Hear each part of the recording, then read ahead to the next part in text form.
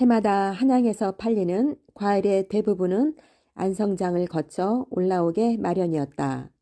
늦은 가을부터 이듬해 봄까지는 안성장을 거쳐 남쪽에서 올라오는 과일이 대부분이었다. 그런데 올해는 안성으로부터 올라오던 과일이 뚝 끊겨 버린 것이다. 추석 무렵부터 벌써 과일이 귀해지더니 동짓달이 되자 한양 장안에서는 감 한 개, 밤 한 토를 구경할 수가 없었다. 호강하는 양반들도 자축 구경을 못했다. 또 어느 대갓집에서는 과일 없는 제사를 지내야 했다. 사람들은 차츰 이게 무슨 일이냐며 수군대기 시작했다. 한양 장안에 과일이 귀하다는 소문을 듣고 양주에 사는 어떤 사람은 제 부모 제사에 쓰려고 묻어두었던 밤 한 마를 파가지고 와서 한 냥을 받고 팔기도 했다. 보통 때라면 밤 한 말에 5푼을 넘지 않았다. 그야말로 과일이라 이름 붙여진 것들은 부르는 게 값이었다. 곶감 한 접을 팔아 큰 돈을 번 사람이 있는가 하면 부잣집 환갑잔치에 대추 석 대를 구해다 주고 한겨울 지낼 땔감을 장만한 사람도 있었다. 이렇게 한양 장안에서 과일이 자취를 감추자 도가들은 저마다 안성음의 강선달을 찾았다. 그가 과일을 창고에 잔뜩 쌓아두고 있다는 얘기는 쉬쉬하는 사이에 여기저기로 퍼져나갔다. 강선달을 찾은 사람들은 처음에는 본래 값의 2배를 불렀다. 2배를 줄 테니 제발 팔기만 하라고 사정을 했지만 강선달은 휘휘 고개를 저을 뿐이었다. 허생이 허락하지 않았기 때문이다. 강선달도 시세가 2배로 올랐으니 이제 그만 과일을 팔자고 허생을 졸라보기도 했다. 하지만 허생의 고집을 꺾을 수는 없었다. 도대체 무슨 생각을 하고 있는 것인지 헤아릴 수가 없어 강선달은 답답하기만 했다. 자신도 둘째가라면 서럽다 할 장사치인데도 허생의 그 마음을 헤아릴 수 없으니 저 허생이라는 선비는 타고난 장사꾼이거나 바보천치 둘 중에 하나일 것이 분명했다. 시간이 좀 더 흐르자 사람들은 과일값을 처음에 3배까지 불렀다. 하지만 허생은 그래도 담담한 표정으로 고개를 가로저었다. 겨울이 깊어가면서 과일 시세가 드디어 5배로 올랐다. 이제는 팔만도 하건만 허생은 계속해서 고개를 가로저었다. 그러다가 마침내 과일값이 10배로 오르자 비로소 곡관문을 열었다. 허생이 과일을 팔기 시작하자 지난 가을 그가 과일을 긁어모았을 때보다도 더 큰 난리가 났다.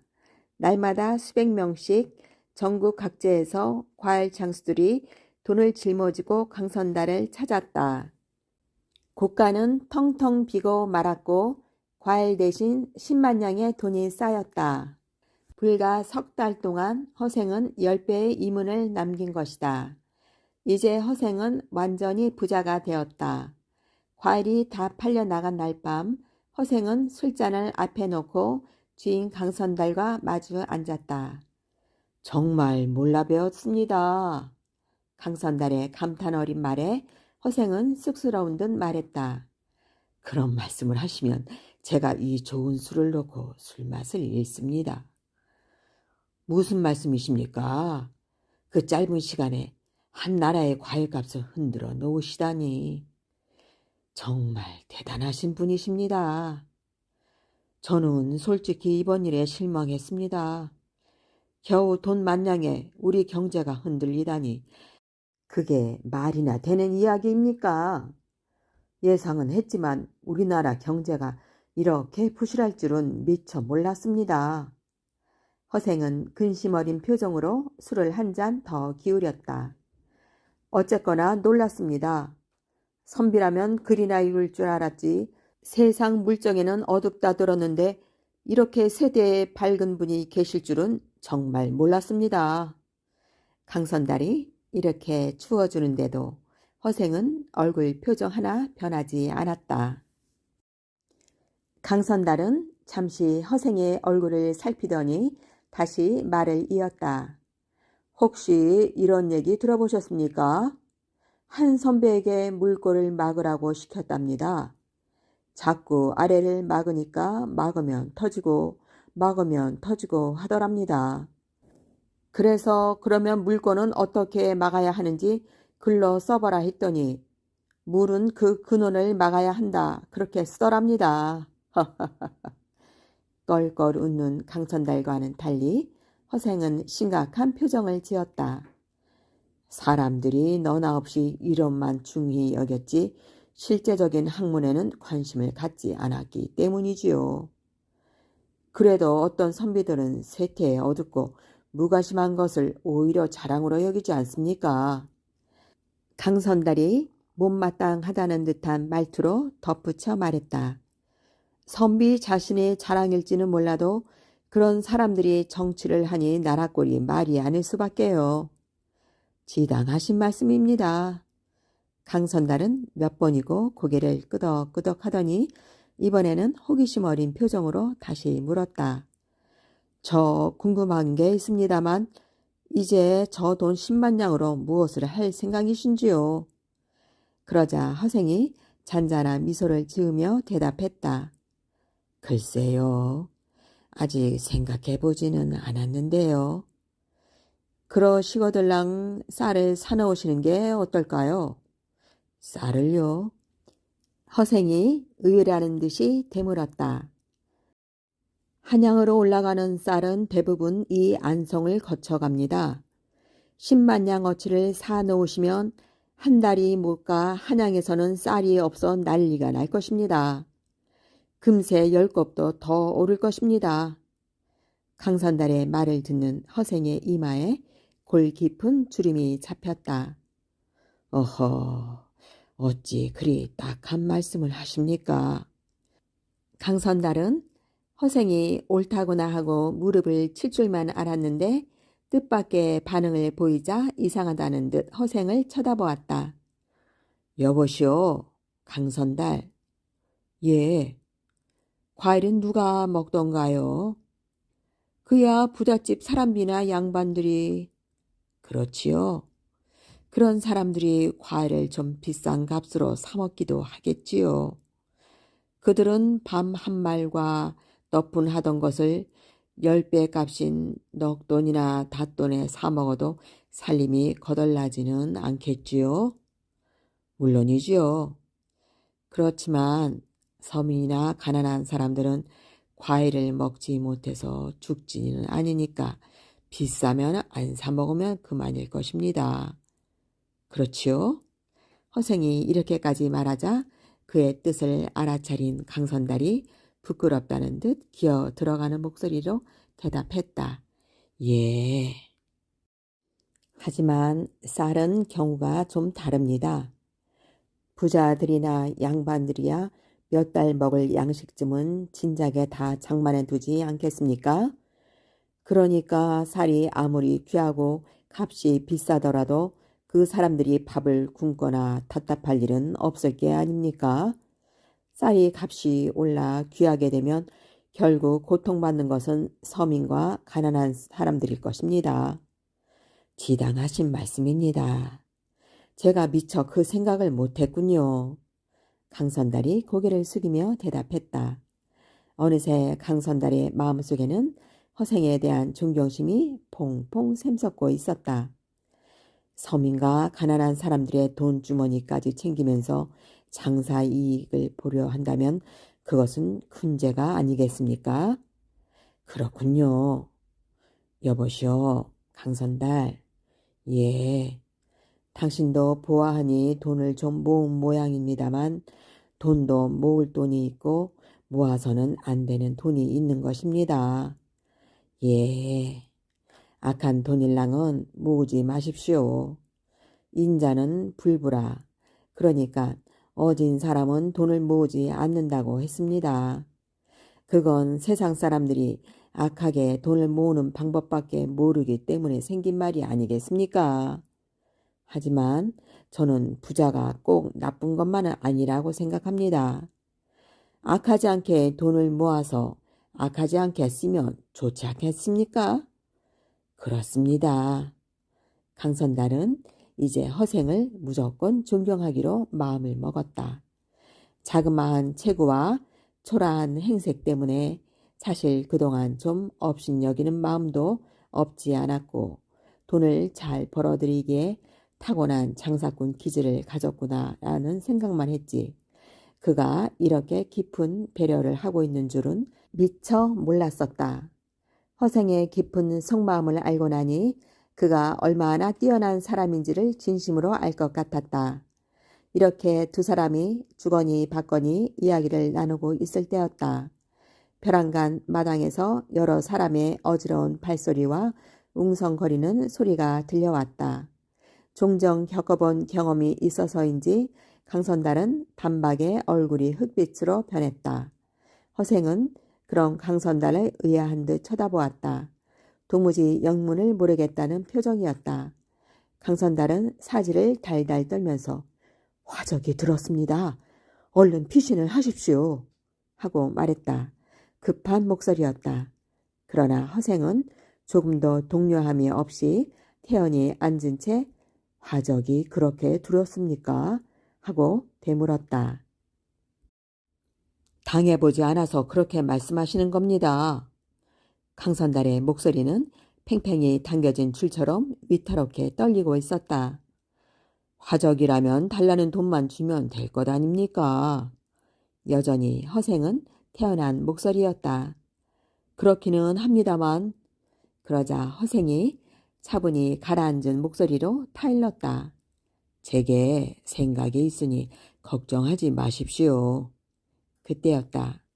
방문이 와락 열리면서 번쩍거리는 창검을 든 사람이 앞장서 들어왔다. 그 뒤로 시칼과 몽둥이와 창을 든 여러 사람들이 앞사람을 따라 방으로 척척 들어섰다. 잔뜩 충혈된 눈에 살기가 흘렀다. 두목인 듯 싶은 맨 앞사람이 허생과 강선달을 번갈아 보면서 큰 소리로 쩌렁쩌렁하게 물었다. 둘 중에 누가 허생이냐? 허생은 눈썹 하나 까딱 않고 천연덕스럽게 말했다. 허생은 난데 너희들은 누구며 무슨 일로 그러느냐? 조금도 겁내지 않는 당당한 모습에 화적대 두목의 눈썹이 움찔하고 움츠러 들었다. 그리고 목소리까지 조금 떨려서 나왔다. 보면 모르느냐? 너 돈 10만 양을 가졌다고? 어느새 화적대 두목은 말까지 더듬고 있었다. 그렇다. 10만 양을 갖고 있다. 그러자 두목은 한 손으로 뒤에 있는 사람들에게 손짓을 했다. 저놈을 꼼짝 못하게 묶어라. 두목이 허생을 손으로 가리키자 허생은 느닷없이 껄껄 웃음을 터뜨렸다. 못난 놈이로군. 무기까지 지닌 너희들 수십 명이 약골인 나 하나를 못 당해서 묶어놓겠단 말이냐? 두목이 깜짝 놀라서 허생을 돌아보았다. 허생을 향해 달려들던 부하들도 멈칫하는 것 같았다. 허생은 껄껄 웃으며 다시 말을 이었다. 하하하, 그것도 아니면 10만 양이란 돈을 몸에 지니고 도망칠까봐 묶는단 말이냐? 허생의 비웃는 듯한 말에 화적대 두목은 컬컬한 목소리로 말했다. 이놈 봐라. 뚝배기보다 장맛이 나다더니 그 생김새치고는 제법이로구나. 그래, 순수히 돈을 다 내놓을 테냐? 안 주면 사람이 다칠 테지. 허생의 어린아이 같은 질문에 두목은 어이가 없다는 듯이 고개를 끄덕였다. 그러니 어쩌겠나? 주어야지. 별 수 없지 않나? 이번에는 화적들이 오히려 당황하는 것 같았다. 그럼 어서 내놓아라. 허생은 방구석에서 오돌오돌 떨고 있는 강선달에게 돈을 놓아둔 곳간의 열쇠와 등불을 가져오라고 말했다. 잠시 후 열쇠와 등불이 오자 허생은 손수 앞장을 섰다. 자, 날 따라오너라. 화적대들은 한 줄로 길게 늘어서 그의 뒤를 따랐다. 그 모양이 꼭 엄마를 따르는 새끼 오리들 같았다. 허생이 지나치게 당당하게 구는 것이 왠지 미심쩍었는지 화적대들은 언제라도 도망칠 준비를 하려는 듯 엉덩이를 뒤로 쭉 빼고 걸었다. 허생은 강아지만한 자물쇠를 열고는 곶감문을 좌우로 활짝 열면서 자, 이게 10만 양이니 너희들 마음껏 가져가거라. 하고 등불을 들어 비춰주었다. 구렁이가 몸을 잔뜩 움츠리고 서려 있는 것처럼 보이는 10만 양의 돈이 곶간 안에서 희미한 불빛에 거무스름하게 드러났다.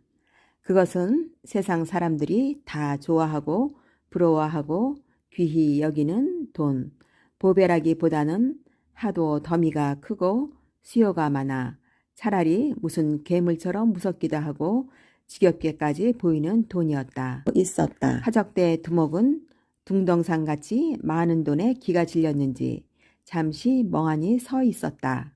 그러나 곧 뒤를 돌아보며 부하들에게 명령을 내렸다. 여봐라, 들어가서 질 수 있는 양껏 쥐고 나와라. 명령을 들은 부하들은 손에 들었던 식칼이며 몽둥이며 창을 다 내던지고는 한꺼번에 곶간 안으로 우우 뛰어들어갔다. 그 모양이 마치 사막을 헤매던 목마른 사람이 시원한 샘물을 발견한 것과 같았다. 20여 명쯤 되는 화적들은 저만큼 큼직큼직한 전대를 열고 한 양씩 엮어놓은 돈을 마구 집어넣었다. 그러느라고 서로 밀치고 비벼대고 짓거리고 나무라고 야단 법석이 났다. 그들은 많은 돈을 마음껏 가져가는 데만 정신이 팔려서 옆에서 무슨 일이 일어난다 해도 모를 지경이었다. 이럴 때 만일 곶감문을 닫아버리고 밖에서 자물쇠를 착착 잠가버리면 화적들은 그야말로 도간에 든 쥐일 테고 허생은 관원을 불러 그들을 몽땅 다 잡을 수도 있었을 것이다. 그러나 허생은 조용히 등불을 비춰주며 화적들이 돈을 치고 나오기만을 기다릴 따름이었다. 이윽고 화적들은 하나 둘씩 전대를 걸머쥐고 낑낑대며 곶간 밖으로 걸어 나오기 시작했다. 돈에 욕심이 난 화적들은 전대에 담아 걸머진 돈으로 만족하지 못하고 허리에도 돈꾸러미를 여러 냥씩 차고 있었다. 한 냥씩 묶어놓은 끈이 풀려 차르르 새소리를 내며 쏟아지기도 하고 돈꾸러미에 눌려 일어서지도 못한 채 바닥에 주저앉아 낑낑거리는 사람도 있었다. 발을 떼어놓기조차 힘들도록 잔뜩 돈을 쥐고 나오면서 그때도 더 많이 못 가져가는 것이 안타까워 연신 뒤를 돌아보다 곶간 문턱에 걸려 앞으로 넘어지는 사람도 있었다. 아무튼 화적들은 모두 한 짐씩 지고 곶간 밖으로 나왔다. 그래도 곶간의 돈은 별로 줄어든 것 같지 않았다. 허생은 곶간 문을 닫고 자물쇠를 잠근 다음 마당에 질비하게 주저앉아 있는 화적대를 바라보았다.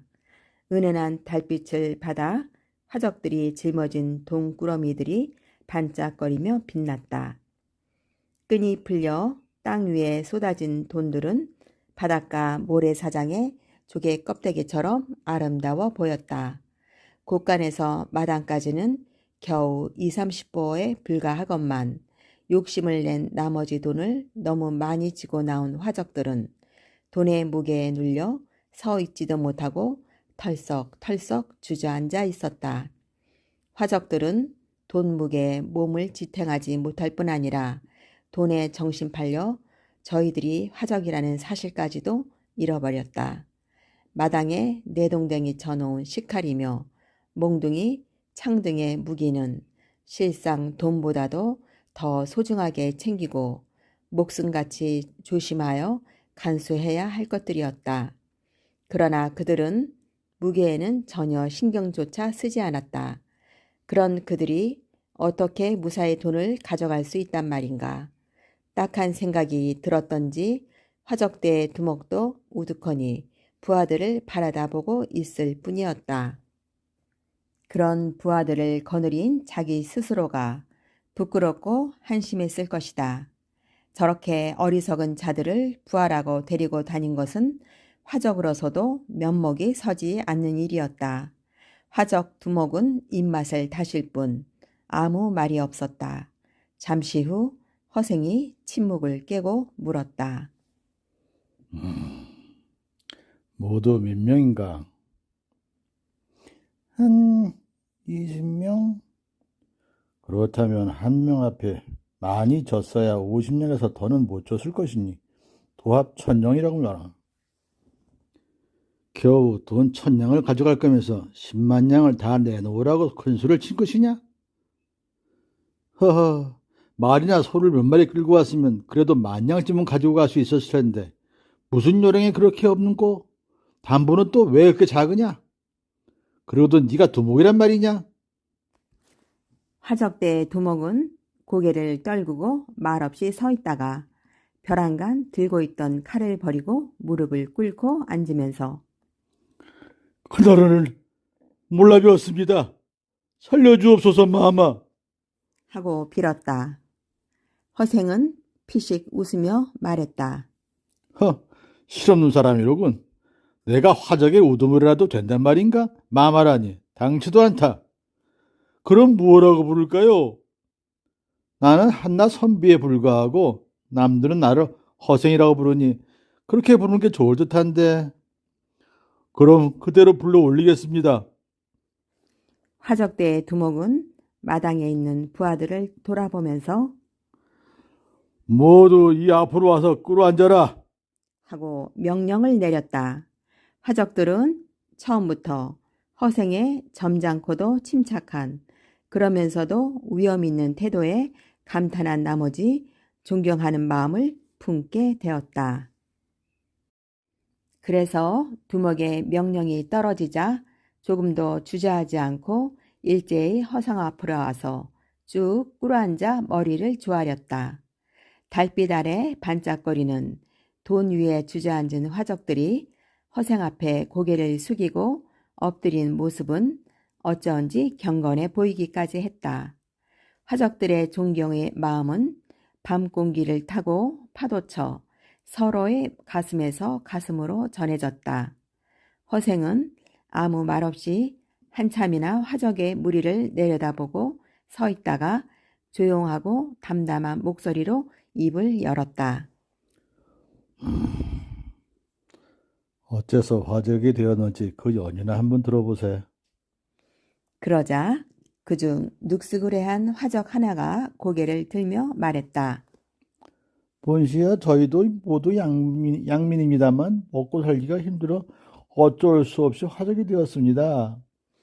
허생이 만일 나라의 형편과 민족을 짐작하지 못하는 사람이었다면 이 화적의 말을 뻔한 핑계로 생각했을지도 모른다.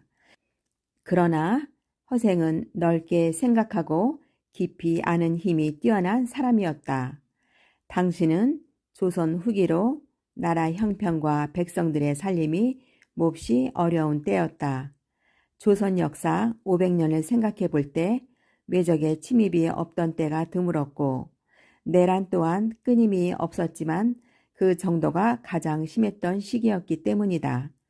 조정에서는 외척들의 횡포가 동서남북으로 파가 갈라져 당쟁이 끓일 사이가 없었다.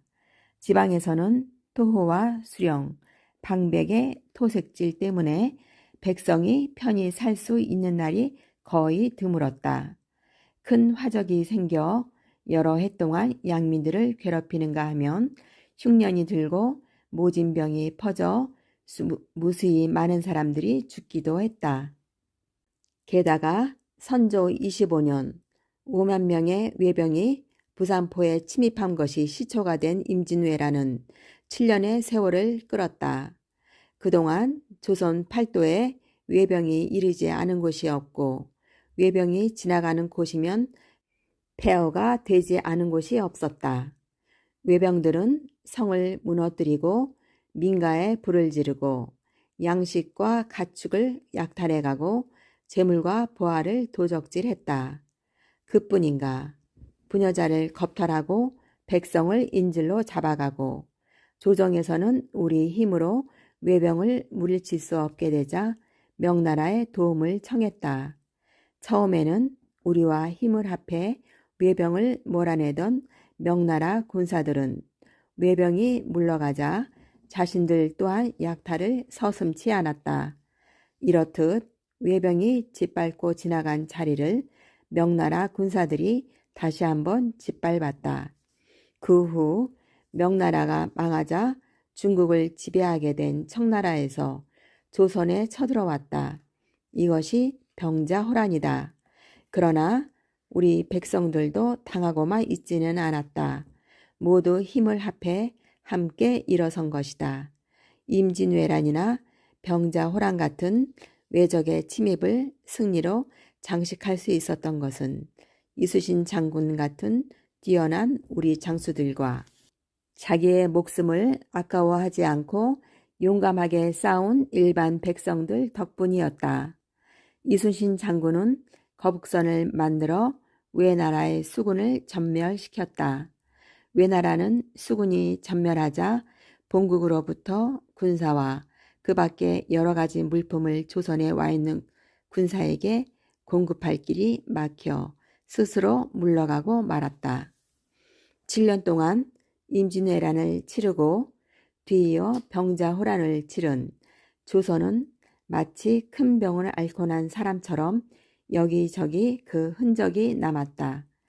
장정들은 전쟁터에 나가 죽었고 외병에 사로잡혀서 외나라로 끌려간 사람도 적지 않았다. 집과 성곽은 다 무너져 버리고 논밭은 황폐해졌다. 망가진 땅을 갈고자 해도 말과 소가 없었다. 먹을 곡식도 입을 옷도 당연히 턱없이 부족했다. 이렇게 나라 전체가 큰 병을 앓고 있는데도 조정에서는 당파 싸움이 날로 심해졌다. 양반네들의 권력 다툼 속에서 백성들은 살기가 어려워졌다. 임진왜란이 끝난 이후 70여 년 동안 이렇듯 안팎으로 국난과 재앙이 끊이지 않았다.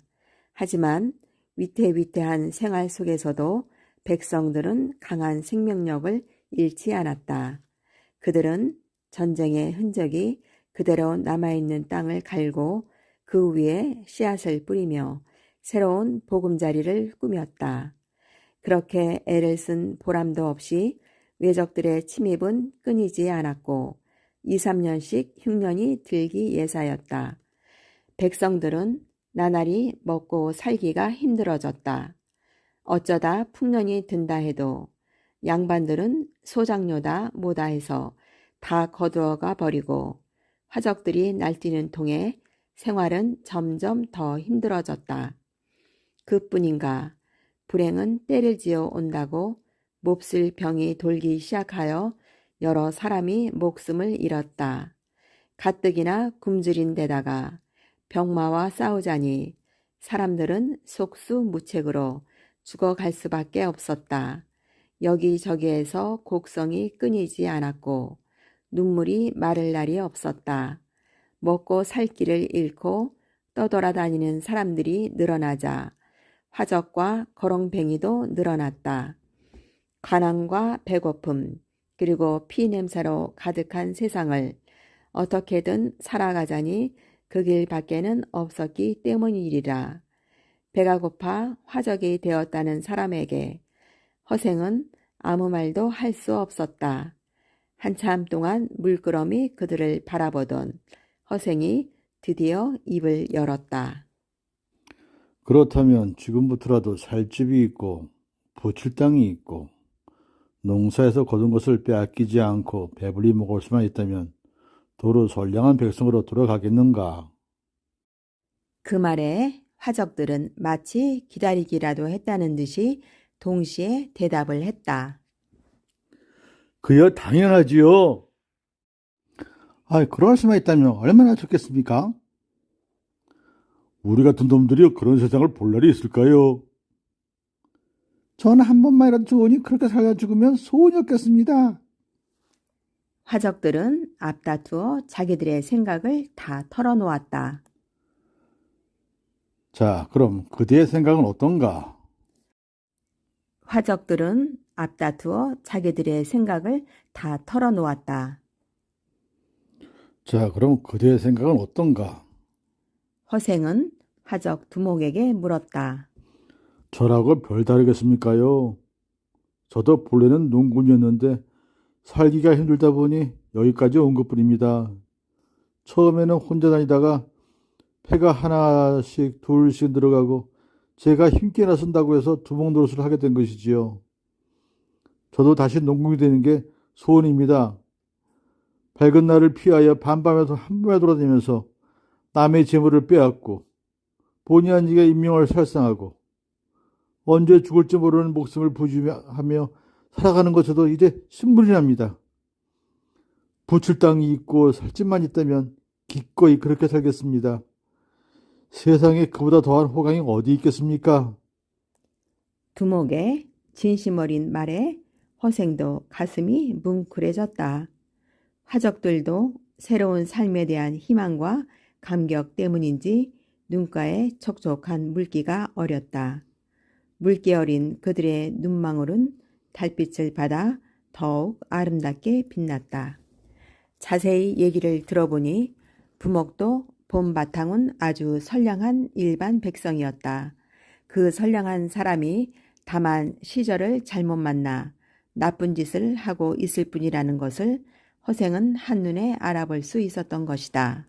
화적들의 말을 듣고 잠시 생각에 잠겼던 허생은 다시 여럿을 향하여 물었다. 그럼 모두들 이 두목과 생각이 같은가? 예! 대답 소리가 우렁찼다. 그렇다면 아까 얘기한 대로 살 집과 부칠 땅을 마련해 주겠다. 농사에서 거둔 것을 빼앗기지 않고 배불리 먹을 수 있고 양반 상놈의 구별이 없는 곳. 저 혼자만 편안히 앉아서 남을 부려먹으려 드는 사람이 없으며 항시 평화로운 그런 것을 내가 알려줄 테니 나를 따르겠는가? 예! 그것은 놀라운 이야기였다. 늘 굶주리고 빼앗기며 살았던 사람들에게는 천국으로 들어가라는 말과 마찬가지였다. 우리 민족은 오랜 옛날부터 농사를 지어왔고 또 그것을 하늘에서 정해준 자신의 일로 알고 열심히 그 일을 해왔다. 농사 짓는 사람이 천하의 근본이라는 믿음으로 생활했던 그들은 자기 일에 자부심을 가지고 있었다. 그런 사람들이 농사 지을 땅을 빼앗긴다는 것은 삶을 빼앗기는 것과 마찬가지인 것이다. 부쳐 먹을 땅을 준다는 얘기는 죽은 사람에게 다시 생명을 준다는 것처럼 반가운 소리임이 분명했다. 그래서 허생의 질문이 떨어지기가 무섭게 그들은 큰 소리로 자신 있게 대답할 수 있었는지도 모른다. 그런 별천지가 있다면 10번도 더 가지요. 하는 커다란 목소리에 잠시 생각에 잠겨있던 허생은 정신을 차렸다. 사람들이 와 하고 웃음을 터뜨렸다. 긴장된 분위기도 달빛을 따라 부드럽게 풀리고 한겨울 추위도 모두의 희망과 기대에 녹아 점차 수그러들었다. 허생은 사람들이 기뻐하는 모습을 보자 마음이 흐뭇해졌다. 모처럼 허생의 입가에도 미소가 환하게 번지기 시작했다. 노랑 수염 밑으로는 단단하게 다물어져만 있던 그의 입술이 모처럼 아름다운 반달 모양의 윤곽을 보였다. 그렇다면 모두들 이 길로 각자의 고향으로 돌아가 가족들을 거느리고 다음 달 보름날까지 충청도 강경 장터로 모이거라. 호라비는 마누라를 얻어 가지고 오고 총각은 장가를 들어 색시를 데리고 와야 한다. 허생의 목소리에서도 즐거움이 묻어났다. 푸른 물 위를 달리는 하얀 돛담배처럼 매끄럽게 쏟아져 나오긴 했지만 허생의 말소리는 감격 때문인지 조금 떨리고 있었다. 예! 하는 대답소리와 함께 킥킥 웃음소리도 들렸다. 여기서 강경까지가 얼마나 되느냐고 옆 사람에게 묻는 사람도 있었다. 사람들은 잠시 웅성거렸다. 모두가 조용해지기를 기다려 허생은 다시 입을 열었다. 돈은 각기 필요한 것만큼만 가지고 가시오. 열량이 필요한 사람은 열량, 20냥이 필요한 사람은 20냥, 100냥이 필요하면 100냥을 모두 가지고 가도 좋소. 그냥 지고 가기에 무거운 사람은 말을 사서 싣고 가도록 하시오. 허생의 말투는 어느새 하십시오, 하시오 하고 공대로 변했다. 또 여기 왔던 사람이 아니더라도 누구든지 오고 싶어하는 사람이 있거든 많이 데리고 오시오. 화적도 상관없습니까? 한 사람이 불쑥 그렇게 묻자 몇몇 사람이 키득키득 웃음을 터뜨렸다. 서당에 옹기종기 모여 처음 글을 배우는 아이들처럼 다들 즐거운 기분이 되었다. 허생이 그 질문에 미처 대답하기도 전에 누군가 대받아 쳤다. 그러는 지는 화적놈 아니던가? 또 한 번 웃음이 터져 나왔다. 물론 화적이어도 상관없습니다. 그러나 편안하게 앉아서 남이나 부려먹으려 드는 게으름뱅이나 찌부러진 양반 나부랭이들은 데려오지 않는 것이 좋지 않을까 싶은데. 허생의 부탁이었다. 사람들은 양반을 데려오라고 해도 안 데려올 것이라며 수군거렸다. 허생은 강선달을 시켜 술과 음식을 내오게 하여 여러 사람들을 배불리 먹게 한 후 그들이 가지고 온 무기를 거두고 제각각 필요한 만큼의 돈을 주어 보냈다. 이런 한바탕의 난리가 벌어진 것도 모르고 바깥 사랑에서 자고 있던 먹새가 그제야 눈을 비비며 나오다가 돈을 지고 가는 사람들을 붙잡고 승강이를 했다. 도둑이야, 도둑이야! 나가는 사람들의 바지가랑이를 붙잡고 늘어지며 먹새가 큰 소리로 외치자 사람들은 영문을 몰라 먹새를 물끄러미 바라보았다. 안 된다, 안 돼. 이게 어떤 돈인데. 가지고 가지 마. 나쁜 오늘 같으시라고. 먹새는 나가는 사람들 앞을 막고 고래고래 소리쳤다. 먹새 이 녀석 아직 잠이 덜 깼구나. 허생이 핀잔을 주자 영문을 모르는 먹새는 뒷머리를 벅벅 긁으며 눈만 꿈뻑꿈뻑했다. 화적들과 허생은 밝아오는 아침 해와 함께 하하하 즐거운 웃음을 웃었다.